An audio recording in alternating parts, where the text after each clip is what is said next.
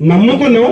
ఏదో కొన్ని సందర్భాలలో కొన్ని విషయాలలో అక్కడ అక్కడ అక్కడ అడప దడప అలా మిలుకు అన్నట్టుగా కొన్ని మేలు జరిగినట్టు, కొంత దీవించబడ్డట్టు, కొంత ఆశీర్వదించబడ్డట్టుగా కనబడుతుంది. కానీ అన్ని విషయాలలో మనం ఆశీర్వదించబడ్డామా లేదు అనే సమాధానం చెప్పండి.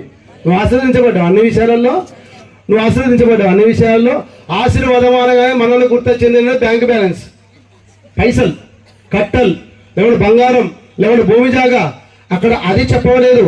అన్ని విషయాలు మానసికంగా, ఆత్మీయంగా, ఆర్థికంగా, ఆరోగ్యపరంగా, వ్యక్తిగతంగా, కుటుంబపరంగా, సంఘపరంగా, సామాజికంగా ఏ కోణంలో చూసినా నా దేవుడు అబ్రహాం ఏం చేసిండు?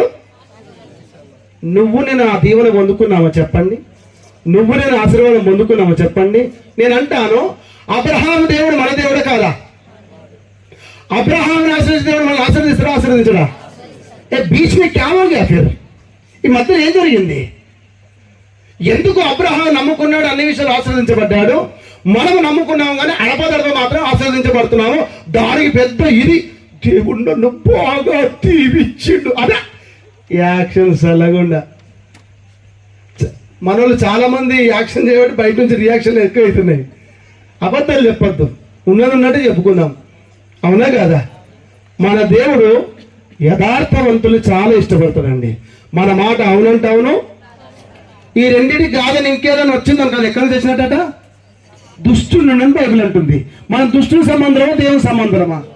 ఉన్నట్టు మాట్లాడుకుందాం. మనం కొట్టేటోళ్ళు తిట్టేటోళ్ళు. అవునా కాదా? కొందరు కోపం వస్తుంది. అవునా? స్తోత్రం చెప్తాం. హల్లెలూయా. నేనైతే దేవుని దగ్గర నేర్చుకుంది సాధ్యమైనంత మటుకు ఉన్నట్టు చెప్పుకున్నా. నా బలమైన నా బలహీనత అయినా, నా ప్లస్ అయినా నా మైనస్ అయినా ఖచ్చితంగా ఉన్నట్టు చెప్పుకుంటా. నేను ఫీల్ గాను, ఇబ్బంది పడా. నేను మనిషిని, పాస్టర్ నేను ఎవరిని? నేను మనిషిని, నేను బలహీనుణ్ణి. అవునా కాదా? ఉన్నట్టు చెప్పుకుందాం వల్ల పోయేదేముంది? కొందరు ఏం చేస్తారు, మెయింటైన్ చేస్తారు. అవి చెప్పుకోరు. మేము అబ్బా బెల్లులే కుమ్ముతుండు సార్, మేము క్యాస్ట్ని బట్టి ఫీల్ అవుతూ ఉంటారు, క్యాష్ని బట్టి ఫీల్ అవుతూ ఉంటారు, దేని బట్టి ఉబ్బుతూ ఉంటారు. అద్దుతాన్ని అద్దు మనకెందుకు? ఉన్నది చెప్పుకుందాం. ఉన్నది స్తోత్రం చెప్తాం. హల్లెలూయా. అబ్రహాం దేవుడిని నమ్ముకున్నాడు. దేవుడు అబ్రహాముని ఆశీర్వదించలేదు, అన్ని విషయాలలో ఆశీర్వదించాడు. నేను అంటాను, నువ్వు నేను కూడా 20 ఏళ్ళు అవుతుంది, 25 ఏళ్ళు అవుతుంది, 10 ఏళ్ళు అవుతుంది, 5 ఏళ్ళు అవుతుంది, 3 ఏళ్ళు అవుతుంది, సంవత్సరం అవుతుంది, 3 నెలలు అవుతుంది.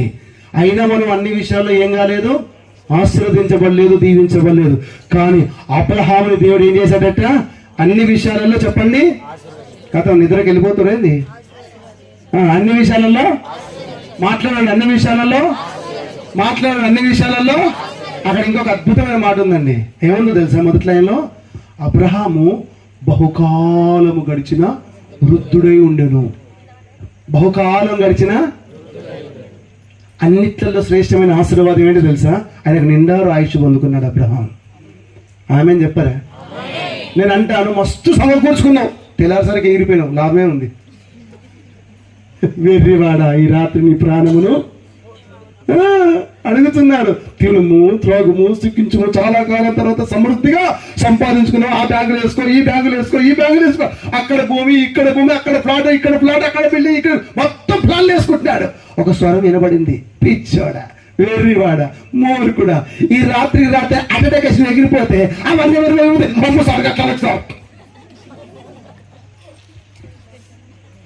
అన్నిటికంటే శ్రేష్టమైనది నిండారు ఆయుష్. ఆమె చెప్పరా? అన్నిటికంటే శ్రేష్టమైంది నిండారు. చనిపోయిన సింహమైనా సరే దానికంటే బ్రతుకున్న కుక్క బెటర్ అని బైబిల్ అంటుంది. స్తోత్రం చెప్తే హల్లెలూయా. చనిపోయింది ఏంటి?